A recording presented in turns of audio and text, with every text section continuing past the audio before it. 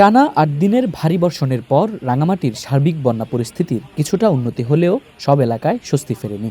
বাঘাইছড়ির কয়েকটি এলাকায় পানি নামতে শুরু করলেও শুক্রবার রাতের ভারী বৃষ্টিতে রাজস্থলী ও বিলাইছড়িতে নতুন করে বন্যা দেখা দিয়েছে। আবহাওয়া অধিদপ্তর জানিয়েছে, সক্রিয় মৌসুমী বায়ুর প্রভাবে শনিবার ও রবিবার রাঙামাটিতে ভারী থেকে অতি ভারী বৃষ্টিপাত হতে পারে। এতে পাহাড় ধসের ঝুঁকিও রয়েছে। জেলা প্রশাসনের তথ্য মতে এ পর্যন্ত 10টি উপজেলা ও 2 পৌরসভায় 125টি পাহাড় ধসের ঘটনা ঘটেছে। রাজস্থলীতে পাহাড়ের ঢলে বসতঘর, ফসলি জমি ও খামার প্লাবিত হয়েছে। একটি পোল্ট্রি খামারে পানি ঢুকে প্রায় 1500 মুরগি মারা গেছে। বিভিন্ন এলাকায় অন্তত 46টি পরিবার পানিবন্দী হয়ে পড়েছে। অন্যদিকে বিলাইছড়ির ফারুয়া ইউনিয়নের নতুন করে প্রায় 20টি গ্রাম প্লাবিত হয়েছে। ফারুয়া বাজার সহ বিস্তীর্ণ এলাকা পানির নিচে তলিয়ে যাওয়া স্থানীয়দের মধ্যে আতঙ্ক বিরাজ করছে। এদিকে পাহাড়ি ঢলে রাঙামাটি বান্দরবান সড়কের ব্রিজ ঘাট সেতু ভেঙে পড়ায় শনিবার সকাল থেকে যান চলাচল বন্ধ রয়েছে। পাশাপাশি বাঘাইছড়ি মারিশা দীঘিনালা সড়কের 3 কিলোমিটার এলাকায় ধস নামায় সড়কটি এখনও বন্ধ রয়েছে। বন্যা কবলিত বড়কল উপজেলা পরিদর্শন করেছেন সংসদ সদস্য ও সাবেক মন্ত্রী দীপেন দেওয়ান। তিনি আশ্রয়কেন্দ্রে থাকা ক্ষতিগ্রস্তদের সঙ্গে কথা বলেছেন এবং খাদ্য সহায়তার জন্য আর্থিক অনুদান দিয়েছেন। RICL TMX, যুগের পর যুগ স্থাপনা থাকে মজবুত। এখানে এসেছি, এটা আমার দায়িত্ব, কর্তব্য। আপনারা জানেন চট্টগ্রাম সহ 3 পার্বত্য জেলা এখন কিন্তু ক্রমাগত বৃষ্টির কারণে অনেক ক্ষয়ক্ষতি হচ্ছে, সেটা দেখার জন্য এসেছি। তারেক রহমান সাহেব আমাদের পাঠিয়েছেন, উনি বলেছেন আপনাদের সাথে যোগাযোগ করতে, আপনাদের সুবিধাগুলো জানাতে।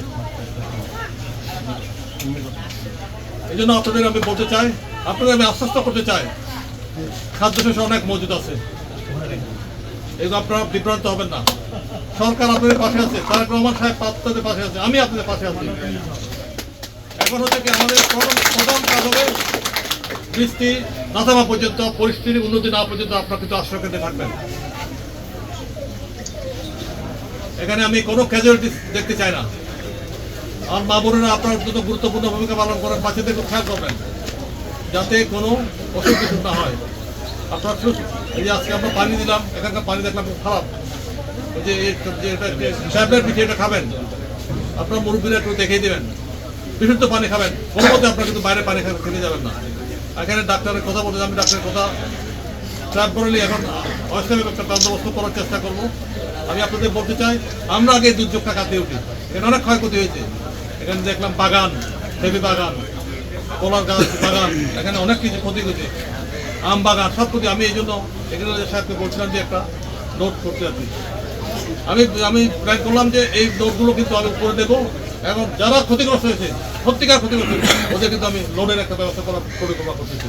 এদিকে বিভিন্ন আশ্রয়কেন্দ্রে ত্রাণ, বিশুদ্ধ পানি ও খাবারের সংকটের অভিযোগ উঠেছে। সামাজিক যোগাযোগ মাধ্যমে ছড়িয়ে পড়া এক ভিডিওতে বাঘাইছড়ির একটি আশ্রয়কেন্দ্রের বাসিন্দারা দাবি করেন, শতাধিক মানুষ আশ্রয়ে থাকলেও 3 দিনে তারা মাত্র একবার খাবার পেয়েছেন। জেলা প্রশাসনের সর্বশেষ তথ্য অনুযায়ী বাঘাইছড়ির 19টি আশ্রয়কেন্দ্রে 2366 জন এবং বিলাইছড়ির 4টি আশ্রয়কেন্দ্রে 122 জন আশ্রয় নিয়েছেন। তবে শনিবার বিকেল পর্যন্ত কোনো হালনাগাদ তথ্য প্রকাশ করা হয়নি।